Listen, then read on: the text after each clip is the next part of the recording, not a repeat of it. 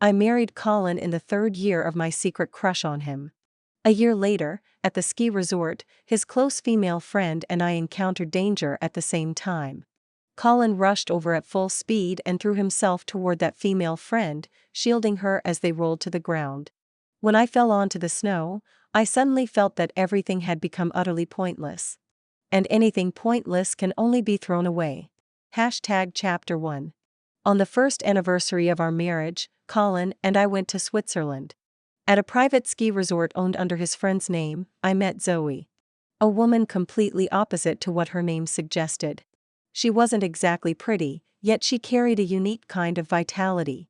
She was excellent at extreme sports. They said she and Colin first met at a ski resort as well. Zoe and I slid down the slope one after another. At the bend ahead, her ski pole suddenly slipped out of her hand. I failed to brake in time, and my snowboard came off. Instinctively curling up to protect my head as I tumbled, a dark figure sped toward us from the side. A silver restraint band on his arm flashed across my vision. I knew it well. Half an hour ago, I had personally fastened it on Colin. Colin rushed toward Zoe and, relying solely on his arm strength, pulled the out-of-control Zoe into his hold. My back slammed into the safety net of the ski track. The sharp pain made my vision go dark amid the gasps of the crowd. Dizzy and disoriented, I saw Colin flip over and shield Zoe beneath him, chunks of snow pounding against his back. I lifted my head and gasped for breath, my nose and mouth filled with snow, cold and stinging. The snow melted as I breathed. When I lowered my head, something warm dripped down. I stared at the red stain on the snow for 2 seconds before realizing it was blood. Chapter 2.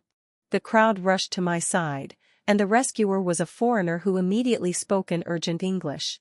A buzzing filled my ears, and my vision blurred. I couldn't make out what he was saying. Colin immediately scrambled to his feet and ran toward me. He was running so fast that he stumbled on the hard snow surface. Sky, Colin dared not act hastily. He turned to communicate with the foreigner. I turned my head and, through the crowd, saw Zoe. She looked as if she had just stood up, patting the snowflakes off her body. The moment our eyes met, she gave me a proud, lofty smile.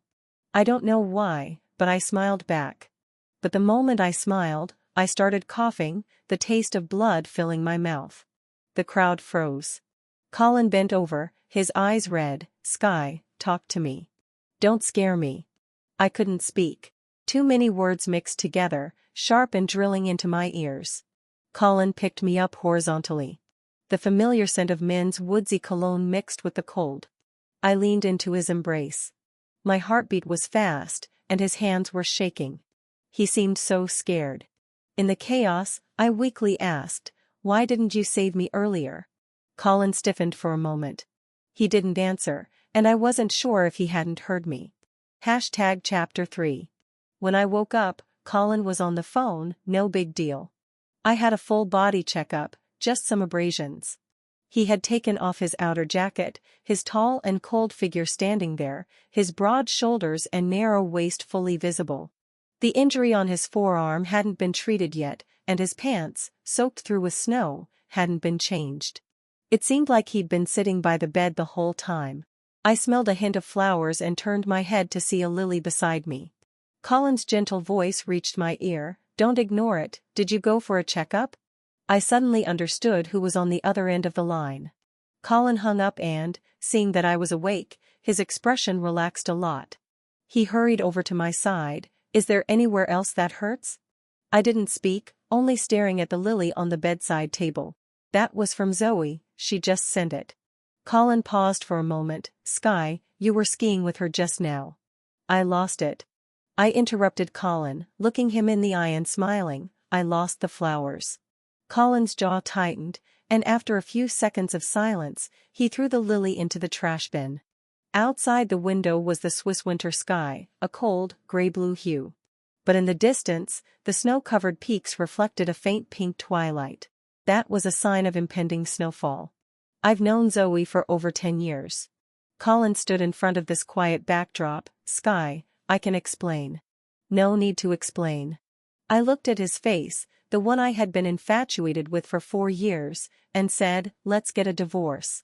Suddenly, snow began to fall outside. Chapter 4. With the light behind him, I couldn't see Colin's expression clearly. "Sky, there's nothing between me and her besides friendship," he sighed, looking exhausted. "Can you stop acting on impulse all the time?" Strangely, I couldn't even muster a bit of anger. I just wondered, what are you tired of? Shouldn't the one who feels drained be me? I'm not acting on impulse. The wrapped wound on my right arm throbbed lightly. "I'm not discussing this with you. I'm informing you. If it's because I didn't save you, I apologize." Colin's tone softened. "It was my fault, but from where I was standing, going for Zoe was simply the most convenient." "I know. Rational analysis, right?" I said. "You were the closest to her, and she was about to crash into the rocky area. I was only going to hit the safety net." Colin fell completely silent. Frustration flashed between his brows, but soon, he returned to his usual calmness. "You're emotional right now. We're not talking about this," Colin said. "Once you fully recover, we'll go back home." "Do you not understand human language?" My throat was dry as I repeated again, "I'm informing you, I want a divorce." "Just because of this?" Colin sounded impatient. "Why do you stop thinking the moment she appears?" Countless emotions churned within me, grievance, confusion, anger, rushing up so fast my nose stung. I was already familiar with this feeling. What else would it be? In a life-or-death moment, my husband saved his longtime sweetheart and didn't save me. I emphasized the words longtime sweetheart. "If we don't divorce, am I supposed to keep you around for the new year?" Colin stared at me for a few seconds, then said quietly, "Recover from your injuries first." Chapter 5.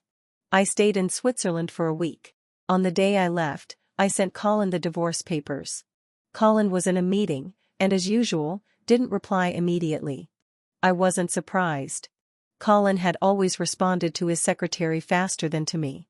The Morales family had a tradition in the automobile manufacturing industry. 4 years ago, Colin Morales branched out on his own and founded Remote New Energy. This trip to Switzerland was for an important international collaboration. Coincidentally, Zoe happened to be the representative on the partner's side. Colin's childhood sweetheart, and friend of more than 10 years. Thus came that accidental ski incident. During the week I spent recovering, I didn't see Colin once. The only company I had was a caregiver he hired. Colin was busy with work. His silence was his unique form of emotional coldness. Every time, I would be the one who backed down first. While waiting to check in at Zurich Airport, I happened to run into a fan, a young woman.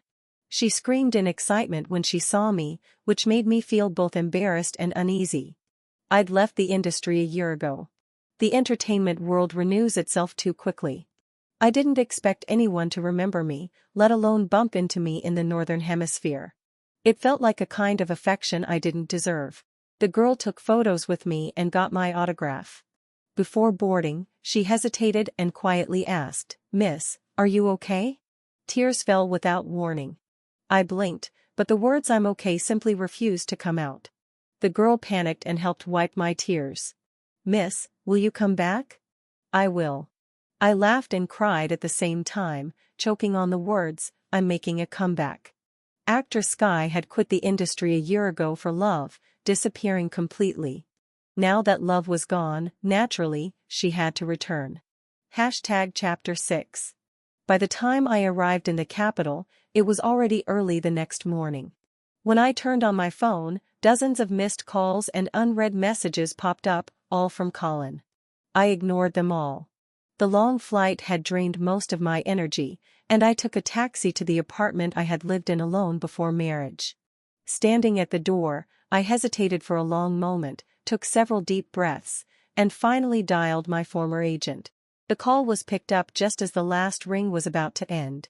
Ryan let out a soft laugh. "What's this? You finally have time to call me?" The man's voice was clear and gentle, but his words carried a cold sarcasm. I hadn't heard it for too long, and it felt strangely unreal. "Ryan." I stayed silent for a few seconds, then spoke bluntly, "I want to come back." You think you can come back just because you want to? Ryan's voice revealed no emotion. Sky, a year ago when you quit during your rising period, what did I tell you? People who lose themselves to love never end well. So now that you've had enough of being a rich man's wife, and discovered love is unreliable, you want to return? The industry is never short of newcomers. The world doesn't give out benefits that easily. I said nothing, listening to Ryan vent everything he had held back. In the short pause between his breaths, I whispered, Ryan, help me. Ryan took a deep breath. Sky, did I owe you something in my past life? I let out a silent laugh. Morning after tomorrow, 8 o'clock. Penguin Media. The moment he finished speaking, Ryan hung up quickly, as if afraid he might change his mind. The apartment, having been empty for a long time, was covered in dust. While the cleaning service worked, I smoked on the balcony. My phone lit up, the 21st call from Colin. I didn't move. I exhaled smoke. When the screen dimmed, a sudden sense of irony washed over me. For the first time, I didn't answer Colin's call. Chapter 7. I had a dream, disjointed, yet so real it felt like being there again. It was the ski resort in Switzerland, the first time I met Colin. He was dressed all in black, tall, composed, cold, and quiet. His ski goggles and hat covered most of his face. Standing on the white snow, his broad shoulders and narrow waist looked sharply defined. The wind lifted his short hair, revealing hints of a high, straight nose and a clean jawline. The woman who came along with us whispered in my ear, Colin Morales, second son of the Morales family. A true crown prince. In the dream, I smiled. Seeing is believing. The dream suddenly turned surreal. Cold snow invaded my chest, and once again, my snowboard slipped, sending me out of control. The familiar panic made my heart plummet. At the last possible moment, a dark figure sped in from the side. Not me. The moment that voice echoed in my mind, I crashed heavily into the snow. In the distance, Colin flipped over and shielded Zoe beneath him. I jerked awake. The sheer white curtains swayed. Dawn light seeped in. The digital clock beside me showed 8:10 p.m. in the capital. I was covered in cold sweat, panting, slowly pressing my hand over my face. For years ago, in Switzerland, Colin had indeed saved me when I lost control. As I opened my eyes after surviving the accident, my ski goggles had fallen off, and I saw Colin's noble, refined face. From that moment on, a heavy snowfall settled in my heart, marking the beginning of my 3-year crush and 1-year marriage. On the day of the arranged marriage between our families, when we met, his attitude was indifferent, he didn't recognize me. Colin had forgotten. Chapter 8. When I went to Penguin, I spent a long time getting dressed, yet everything I put on felt wrong. It had only been a year since I left the industry, but the complete confidence I once had toward others' gazes had entirely disappeared from my body. Serves you right. Ryan placed a cup of coffee in front of me. You've been a rich family's housewife too long, your brain's gone soft. He wore white casual pants and a light gray knitted cardigan. His hair was styled in a wolf cut. His features weren't the type that could be called extremely handsome, yet he had a natural, gentleness and scholarly air about him.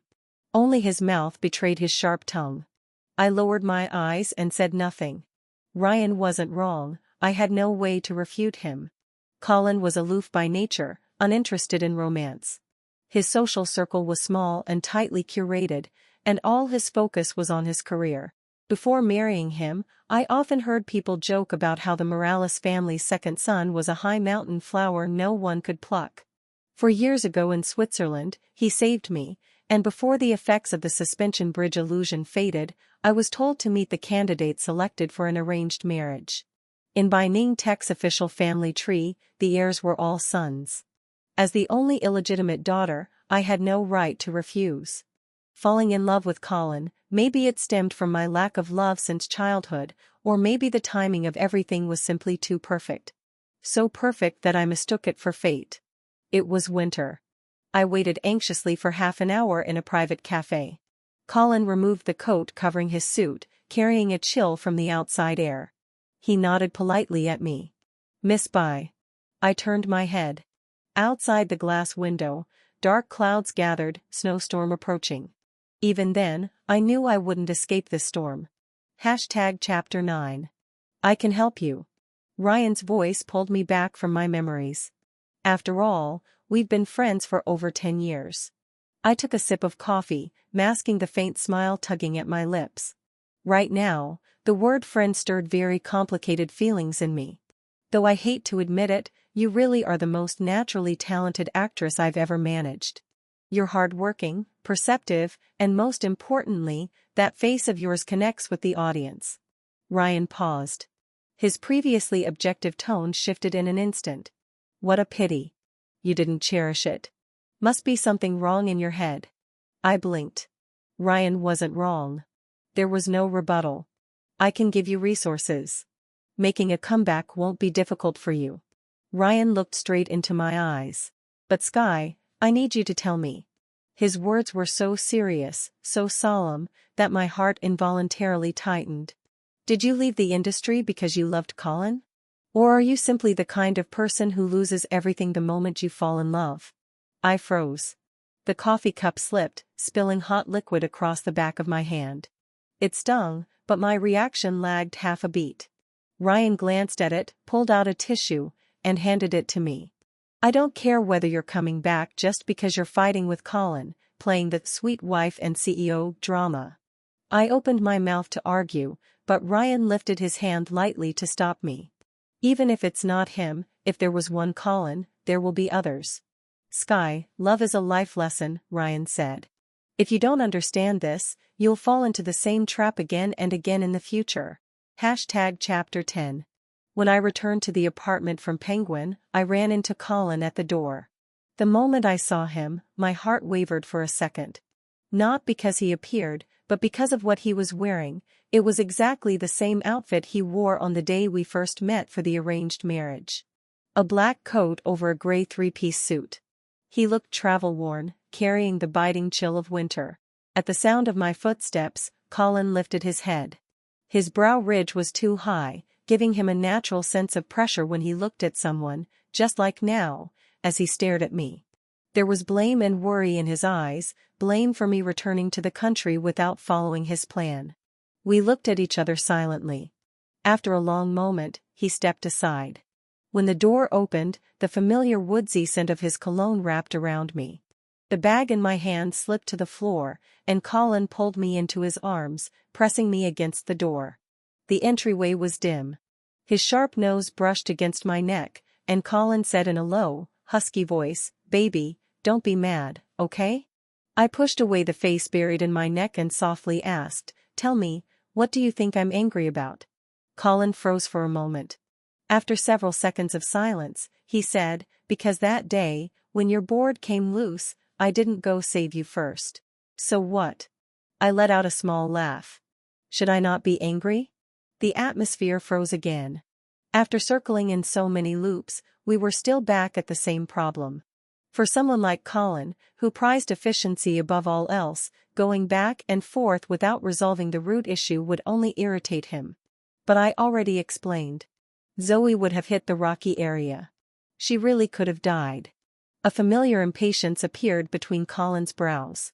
He genuinely couldn't understand. I made the most rational choice. Between emotions and someone's life, don't you know which matters more? I know. Leaning against the door, I laughed softly as I looked at him. My nose stung, badly enough that I kept blinking. But I still feel sad. Chapter 11. A tear fell onto the back of Colin's hand, making him flinch slightly. Before I married him, I already knew this man was overly rational, emotionally deficient, one might say. But I didn't believe it. Love had blinded me. Foolishly, hopelessly, I thought I could save him.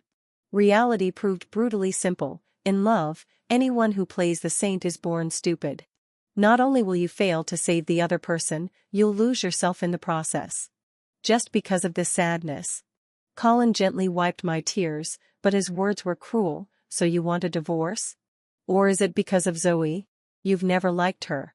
As if grasping onto something solid, he quickly added, "Sky, once this project ends, I can cut ties with her." No. I interrupted him, turning my face away. It's because you don't love me. I spent a whole year giving Colin all the tenderness and affection I had, and in the end, I reached this despairing conclusion. If I didn't love you, I wouldn't have married you. Colin blinked slowly, an expression rare for him. Marriage means we share interests. I violated my own rationality by entering a project whose risk I couldn't calculate at all. His voice suddenly dropped, low and slow. So how can you say I don't love you? The familiar exhaustion, the suffocating inability to communicate, rushed over me again. I cupped his face. Then it means I don't love you anymore. Do you understand, Colin? I said each word clearly. I'm withdrawing from this project halfway. I don't want to participate anymore. A bitter ache rose from the bottom of my heart, tightening my throat and nose. I rasped, "Does this explanation work for you? Does it fit your logic?" The ends of his hair brushed against the pads of my fingers, ticklish, with a faint prickling sensation. Just a week ago, he had held me on the bathroom counter, bending over the sink to wash up, and I had laughed as I wiped away the foam near his temples. Go back and sign the divorce agreement. My hand slid past his temple, stopping over his deep eyes. I smiled. Since it's a project, you must allow it to fail. A clean break, Colin. Chapter 12. Colin flew back to Zurich from the capital that very night. The next day, while I was discussing work at Ryan's office, I received a WeChat message from him. Just a few words, "I've arrived." I stared at the screen, not sure what I felt. Colin never did this kind of small, mundane "I'm safe" report. During our year of marriage, I was the one who tirelessly updated him about my schedule. "I've arrived. I'm heading out now. Honey, I'll be home around 9 tonight." I gestured for Ryan to pause for a moment and replied, "If you've reviewed the divorce papers and everything looks fine, please sign them as soon as possible." Colin didn't respond. I didn't mind. I locked my phone and continued, "I want to audition for Casey's film." Ryan raised an eyebrow. "You know the lead actress was set long ago. The role they're casting now is the third female lead. Casey, a veteran, famous director known for using newcomers. The actresses he chose for his lead roles often exploded into fame from his films. And the third female lead has very few scenes." Ryan asked, "You're okay playing a supporting role to a newcomer?" "Why wouldn't I be?" I said lightly. "The role is small, but her growth arc is the most complete. I want this one." Ryan had never micromanaged my script choices. "Mango TV's flagship reality show, I'll secure it for you. Consider it my welcome back gift. Sky, your comeback trending tag and warm-up promotion have already been arranged." Ryan smiled. "This time, don't disappoint me." I met his gaze solemnly. Never again. Love, this life lesson, I had walked through it myself. I already found my answer long ago. Chapter 13. Once my work schedule came out, I slipped into a busy routine. To regain my best working condition, I gradually resumed fitness training, line reading exercises, and all the foundational courses. At first, it was difficult to adapt. During a break, I couldn't help but mock myself. 1 year of being a rich family's housewife had been far too comfortable. So comfortable that it dulled both my ambition and my spirit. Colin came back to the country around the same time. He reached out to me twice, using the excuse of discussing the terms of the divorce papers. I kept things strictly professional and told him to coordinate directly with my lawyer. Colin paused for 2 seconds on the phone, then suddenly said, "Sky, today Luna asked me what flowers to order for tomorrow." I froze slightly. Outside the glass window, dark clouds rolled. I suddenly remembered, the weather forecast said it would snow today. A heavy, indescribable feeling lingered in my chest, pressing down on me. I think I only just realized that the fresh flowers at home were always replaced and the garden was beautifully maintained. Colin's voice was low. "From your photos, I noticed each season had different blooms. In a week, it'll be our first wedding anniversary." I didn't speak. Even before we went to Switzerland, I had spent a long time preparing for that anniversary. Luna also asked me whether we should switch the brand that sends my clothes. Colin let out a faint laugh. Why were all the outfits you picked out always so perfect for me? Colin, with your wealth, you can hire someone to take care of the garden, and you can choose from countless professional stylists. I said calmly. None of it is irreplaceable. Wouldn't you agree? I hung up the phone. I took several deep breaths until the suffocating heaviness in my chest slowly dissipated. When my emotions were steady again, I checked the time. It had taken 12 minutes. Good, I thought. Progress. Outside the window, snow began to fall, fine, delicate, pure. No matter how long winter lasts, it always comes to an end. Chapter 14. On the day I recorded the variety show, I trended on the hot search twice. The discussions ranged from my retirement from the industry for love to speculations about whether I returned because of a divorce. Opinions varied wildly. Ryan, however, was quite satisfied. The entertainment industry thrives on controversy. Only nobodies don't get talked about. You're doing great, Sky. He patted my shoulder. A year ago you were in the eye of a storm. Coming back again, you still have the same chaotic luck physique. I didn't know whether to laugh or cry. The day before entering Casey's film crew, I went back to Bishui Bay in the city center. The marital home where Colin and I lived for a year. It wasn't a rest day, but Colin was unexpectedly at home, wearing light gray loungewear, looking somewhat dispirited. That was rare for him. After all, he was the type who could pull an all-nighter and still look perfectly energized after one cup of coffee. The master bedroom was clean and tidy, still carrying the familiar scent of my perfume. My belongings had long been packed by Luna, except for a few intimate personal items I had to sort out myself. Colin followed closely behind me, step by step, without saying a word. As I was about to leave, I suddenly turned my head and saw the bouquet of lychee white roses on the bedside table, now half withered. I had changed them myself before we went to Switzerland. That night, when Colin held me, the lychee white roses swayed gently with the rhythm. That night, in my haze of desire and affection, I asked Colin for a child, and as always, he rejected me because he was too busy with work. I lowered my gaze. In the moment I turned away, Colin suddenly wrapped his arms around me from behind. He held me tightly, almost pressing his entire weight onto me as if demanding something from me. Colin inhaled deeply in my hair, letting out a satisfied sigh. I know I was wrong, but I don't know what exactly I did wrong. His voice was low and hoarse. I went to see a therapist. I'm getting treatment, baby. Colin buried his head into my neck. Give me one more chance, please. Chapter 15. Colin never bowed his head. He was gifted, born into a powerful family. His academic and professional life had always been smooth. With his identity and status, he never needed to empathize with others nor required unnecessary compassion. I didn't believe in fate. I walked in full of love, only to end up crashing and bleeding. Colin. I spoke softly. I've already given you many chances. Colin's body stiffened. I slipped out of his arms. One hand held my bag, while the other circled around his wrist. This is the master bedroom, I suddenly said. Every time you were in the study, I would wait for you on this bed. Colin didn't quite understand. But you're so hard to wait for. You love work too much. You're either working overtime at the RD center or having meetings in the study, domestic and international calls back to back. So many times, I fell asleep without you next to me, and woke up without you there either. On this bed, we had sex more times than we hugged. Colin opened his mouth, but the movement of me pulling him out of the bedroom cut him off. This spiral staircase, when I sat and read by the little corner here, I always judged your mood by the sound of your footsteps. When they were light, you were in a good mood. When they were hurried and heavy, things probably didn't go well. But most of the time, your footsteps were neither fast nor slow. Colin realized something and called out urgently, Sky. I ignored him and walked down to the living room. I waited here too. But most of the time, it was just me alone.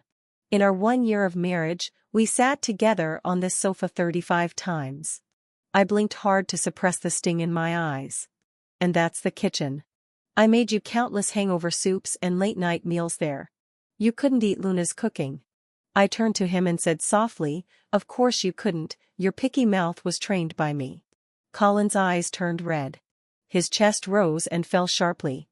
He wanted to speak, opened his mouth several times, yet every time no sound came out. I've waited far too many times. I made my final decision.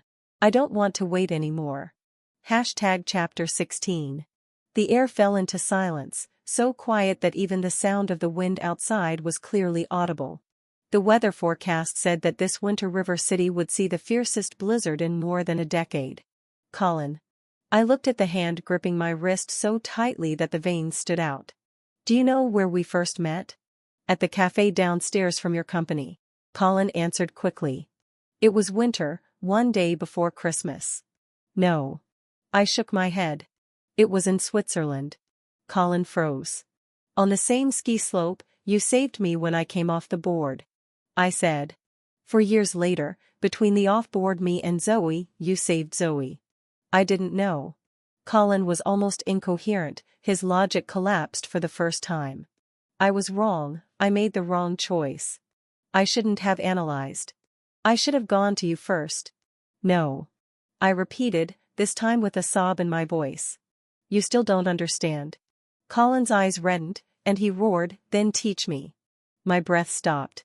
After a long silence, I let out a laugh filled with self-mockery. I taught you for a whole year. You didn't learn. Colin, loving you. My voice cracked, and I had to gather courage to continue. I never regretted it. When you love someone, you give your heart, you give generously. I even enjoyed the control of arranging your clothes, food, and daily life. I thought I could move you. The bitterness in my throat burned all the way to my nose. But in Switzerland, after you saved Zoe, you couldn't even understand why I was upset. Tears fell. I cried as I asked, how can you not understand? Love is what surpasses reason. I covered my face. But your reason always wins. I finally accepted the truth, Colin simply didn't love me. Colin let go of my hand and stumbled backward. I turned and left. He didn't stop me again. Chapter 17. Colin still hadn't signed the divorce papers. I heard about his situation from many people. The golden boy Colin, lately, had not been doing well. Years of constant high-pressure work had finally broken his internal system. After psychological counseling and treatment, his body began issuing warnings. Colin took his long-unused annual leave and returned to Bishui Bay to recuperate. Both families called me, and between their words, they were all trying to persuade me to reconcile. Their reasoning surprised me. Without exception, everyone said, Colin can't live without you. I only found it ironic, in every past argument, they all silently agreed that I should be the one to yield. After all, in love, whoever cares more is always the weaker one. On the day I wrapped up filming, Ryan treated the entire crew in my name, a huge expense. Ryan was notoriously stingy. He would never be that generous. Sure enough, when I returned to the lounge, I saw Colin. He was wearing a gray sweater under a black coat, still tall, still cold and sharp. When he saw me walk in, he immediately stood up from the couch. He had lost a lot of weight. His natural sharpness was even more pronounced, but whenever he looked at me, his eyes carried a wet, aggrieved softness. Ryan instantly understood and said, I'll go make you two some tea. The sound of the door closing was painfully clear. Only Colin and I were left in the room. I don't want to sign. Colin walked over and hugged me, no prelude, no hesitation, just a blunt plea. Tell me, what do I need to do to make it right? I sighed. That was Colin, always a straight line when it came to emotions. He had none of the buffers or dignity a grown man should have. So blunt it cut me. Baby.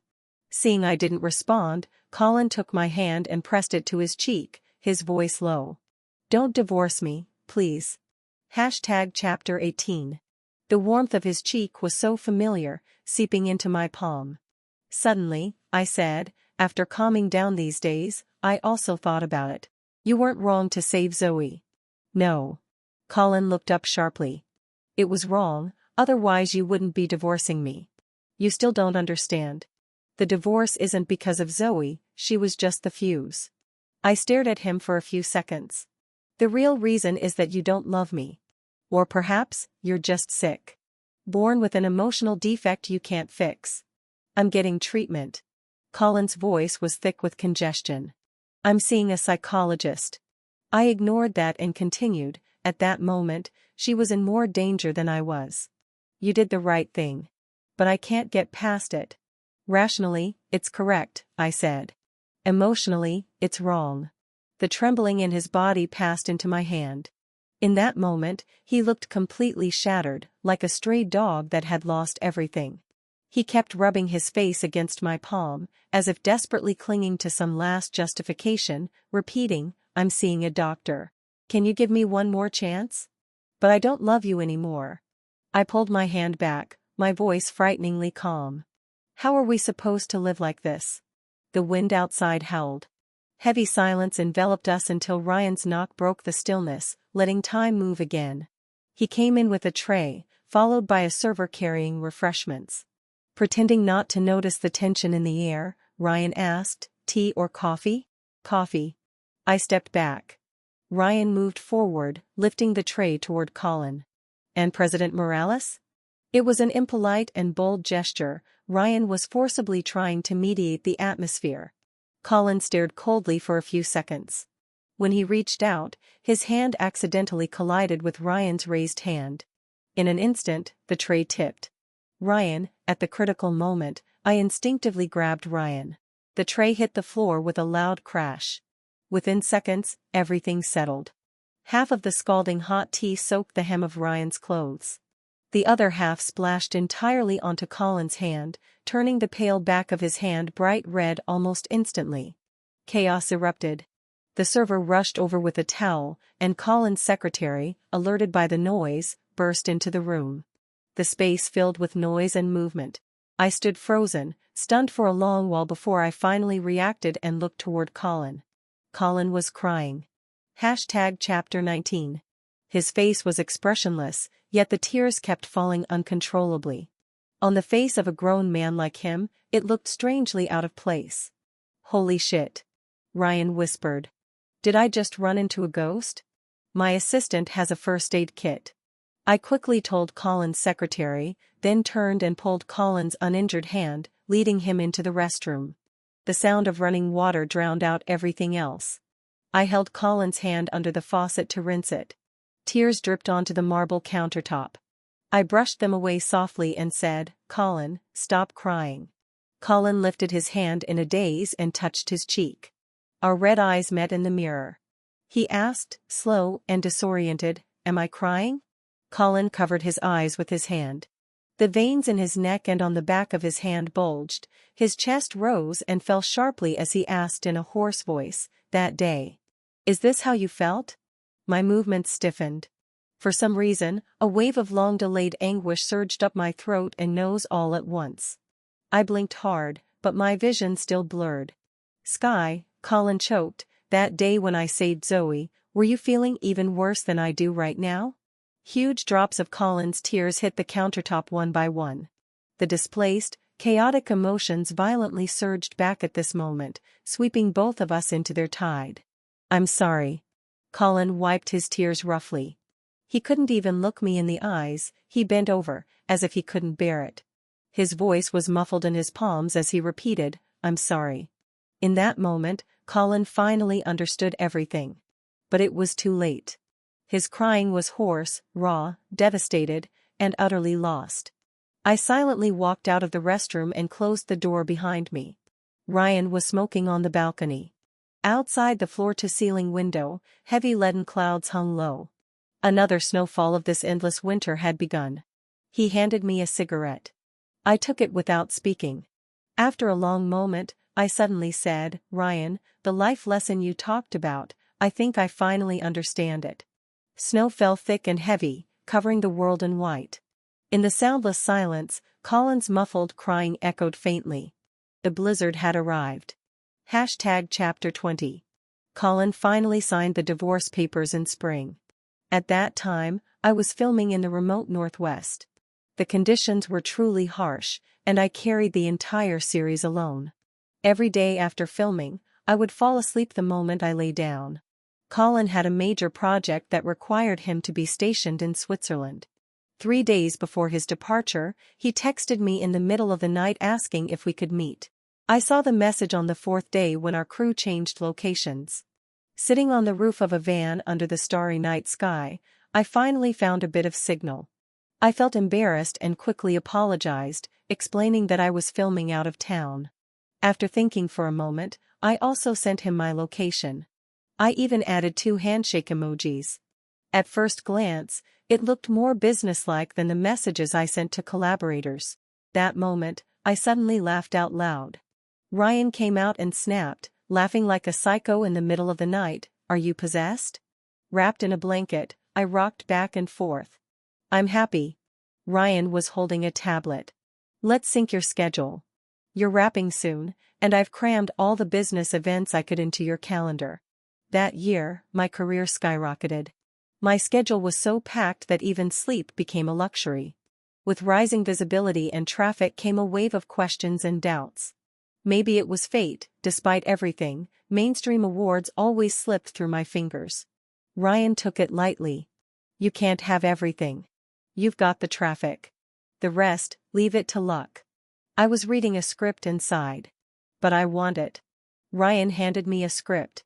"Casey is coming back to direct again. This time he's not using newcomers. See if you want to fight for it." A few words on the cover: "The blizzard has arrived." I smiled. "This one is mine." The blizzard has arrived took 6 months just for casting and pre-production, and another 6 months to film. Its fate was rocky. Before the premiere, its release was delayed again and again due to review issues. In the 4th year after my comeback, I entered my 30s. My career was nearly at its peak, except for one thing. I still lacked a major authoritative award. Another winter came. The morning after a heavy snowfall in River City, I received a call from Ryan. For the first time in all these years, my old friend was so excited he was practically shouting, "The blizzard has arrived, got selected." I didn't react for a moment. Ryan laughed. "Sky, you're going to be Best Actress." #Chapter 21. The first time I saw Colin after the divorce, years later, was at the awards ceremony. After 3 years of postponement, The Blizzard Has Arrived swept the 3 major domestic awards and won the highest honor at an international film festival. Glory everywhere. Endless top-tier endorsements poured in, including the new energy car brand under the Morales family. Colin's business had soared in recent years with government support. The brand's image was too premium, and they had never considered using celebrities for endorsements. Reaching out to me was a win-win collaboration. As a sponsor and brand partner, Colin was invited to attend the country's most prestigious film awards ceremony. Online speculation surged again. After all, I once left the industry for him, and a year later, after heartbreak, I rose from the ashes. Rumors about me and Colin had always been a public frenzy. But none of that mattered. While adjusting my gown in the dressing room, I suddenly felt an indescribable tension. The Blizzard Has Arrived carried too much of my effort and time. The film meant the world to me. I wanted it to end perfectly. Even many years later, I could never forget that night. When the host opened the envelope and called my name, the entire hall erupted in thunderous applause. In a dreamlike daze, I stood up, shaking hands as I walked forward. When I reached the stage, the brightest lights shone on me. In that brief, blurred moment, Colin and I met each other's eyes. There was a smile in his gaze, and a glimmer of tears. I nodded at him gracefully. After finishing my acceptance speech, I paused for a few seconds and took a deep breath. "My name is Sky." Holding the trophy, I smiled under the dazzling lights. "I want to be like a kite, flying higher and higher, and never looking back."